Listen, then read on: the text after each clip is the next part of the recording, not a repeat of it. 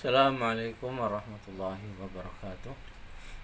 Bismillah, alhamdulillah, wassalatu wassalamu ala rasulillah wa ala alihi wa sahbihi wa mawalah. La hawla wa la quwata illa billah, ma ba'd. Santri-santriku ya An-Najiyah yang aku cintai, rahimani wa rahimakumullah wa azani wa azakumullah. Kita lanjutkan pelajaran akidah kita dari kitab Al-Usul Ats-Tsalatsah. Pembahasan kita yang berikutnya ini al-aslus tsani. Ini pokok yang kedua yang harus diketahui seorang muslim, yaitu ma'rifatu dinil islami bil adillah wa wal istislamu lillahi bitauhid wal inqiyadi lahu bit ta'ah wal bara'atu minasyirki wa ahlihi, yaitu memahami agama Islam dengan dalil-dalilnya, yaitu memasrahkan diri hanya kepada Allah dengan tauhid, tunduk kepadanya dengan ketaatan, melepaskan diri dari kesyirikan dan para pelakunya. Wa huwa thalathu maratiba al-islam wal imanu wal ihsanu wa kullu martabatin la arkanun. Dan ini ada 3 tingkatan. Ini asal pokok yang kedua, ada 3 tingkatan, yaitu Islam, iman, dan ihsan. Masing-masingnya punya rukun-rukun tersendiri. Islam ada 5 rukunnya, iman ada 6, ihsan nanti ada 2. Kita akan sampaikan nanti. Jadi di sini pokok yang kedua harus difahami seorang muslim, yaitu memahami agama Islam dengan dalil-dalilnya.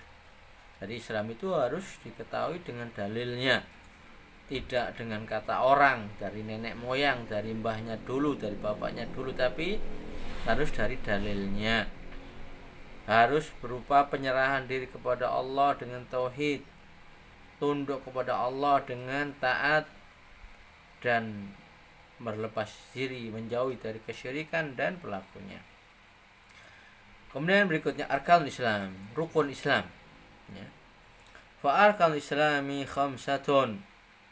Adapun rukun Islam itu ada 5. Syahadatu alla ilaha illallah wa anna Muhammadar Rasulullah wa iqamus shalah wa ita'uz zakah wa shaumu Ramadan wa hajju baitillahil haram. Rukun Islam yang 5 yaitu pertama, menyaksikan tidak ada sesembahan kecuali Allah dan Muhammad adalah utusan Allah. Yang kedua, iqamus shalah, menunaikan salat. Yang ketiga, ita'uz zakah, mengeluarkan zakat. Yang keempat, shaum Ramadan, puasa Ramadan. Yang kelima, haji ke Baitullah al-Haram. Kemudian fadalil syahadah qaulu ta'ala syahidallahu annahu la ilaha illahu wal malaikatu wa ulul ilmi qa'iman bil qist la ilaha illahu wal azizul hakim. Dalil tentang syahadat yaitu firman Allah Ta'ala dalam surat Ali Imran ayat 18.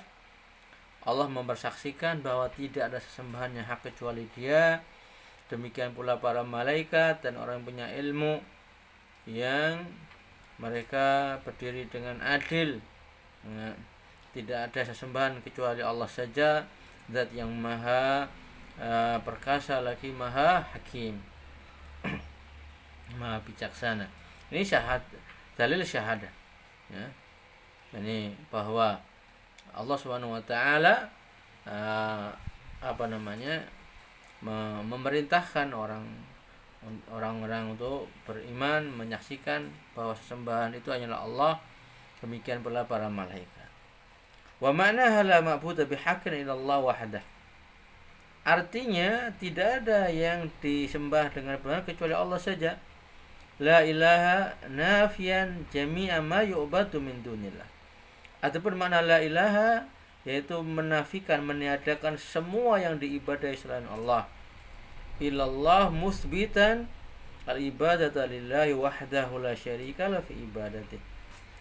kecuali pada Allah, yaitu menetapkan ibadah itu hanya Allah saja, tidak sekutu baginya dalam beribadah kepadanya. Kama annahu laisa lahu syarikun fi mulkihi, sebagaimana tidak ada yang menyekutukan, menyamai Allah dalam kerajaannya, maka dalam ibadah juga demikian itu. Wa tafsiru alladzi yuwaddihuha, dan inilah penjelasan yang menjelaskannya. Jadi ini makna la ilaha illallah ada dua, yaitu la ilaha itu menolak semua bentuk ibadah sesembahan. Kemudian illallah hanya ditetapkan untuk Allah saja. Ini tidak boleh ibadah itu diberikan kepada selain Allah, karena Allah yang menguasai ini sendiri, yang menciptakan sendiri, maka dia juga yang paling berhak untuk diibadahi. Qaulu ta'ala wa idh qala Ibrahimu li abihi wa qaumihi innani bara'un mimma ta'budun. Dan ingatlah tatkala Ibrahim berkata kepada bapaknya dan kaumnya, sesungguhnya aku berlepas diri dari apa yang kalian ibadahi. Illal ladzi fatarani fa innahu sayahdin, kecuali zat yang menciptakan aku, dialah yang telah memberi petunjuk kepadaku. Wa ja'alaha kalimatan baqiyatan fi aqibi la'allahum yarji'un, dan Allah telah menjadikan yang demikian itu kalimat yang kekal, yang terus ada pada generasi berikutnya, mudah-mudahan mereka kembali. Ini dalil yang menambahkan lagi tentang makna syahadatu alla ilaha illallah. Ini bahwa semua rasul itu mereka semua mengajak untuk beribadah kepada Allah saja. Mereka hanya menyerukan la ilaha illallah, tauhidnya. Walaupun berbeda syariatnya, tetapi tauhidnya sama antara para nabi itu.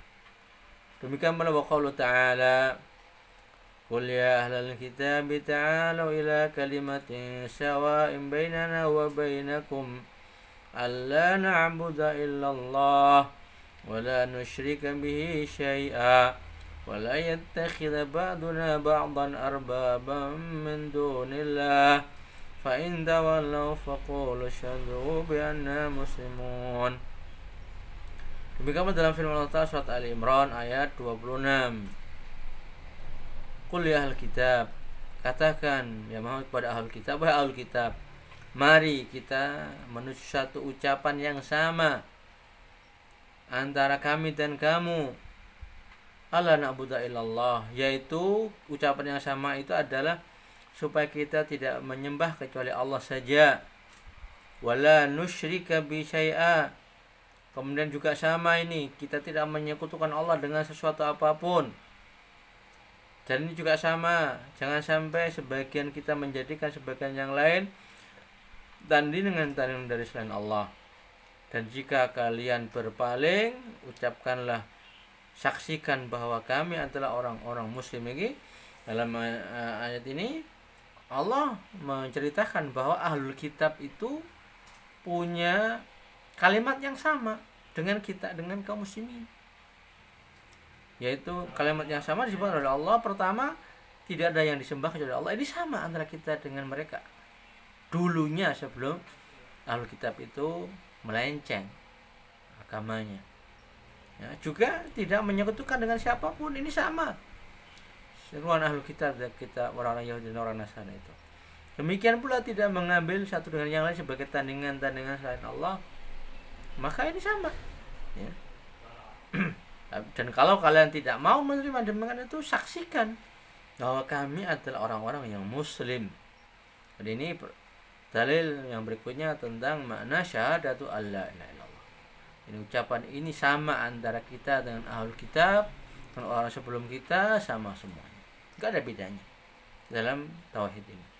Hanya kemudian agama Yahudi maupun Nasrani itu mengalami penyimpangan, ya, mereka kemudian menuhankan Isa, menuhankan Uzair dan sebagainya. Itu penyimpangan, ya. dari apa yang dibawa oleh tauhid yang dibawa oleh Nabi Musa maupun Nabi Isa alaihi wassalam. Kemudian dalil syahadati anna Muhammad Rasulullah, persaksian bahwa Muhammad adalah utusan Allah.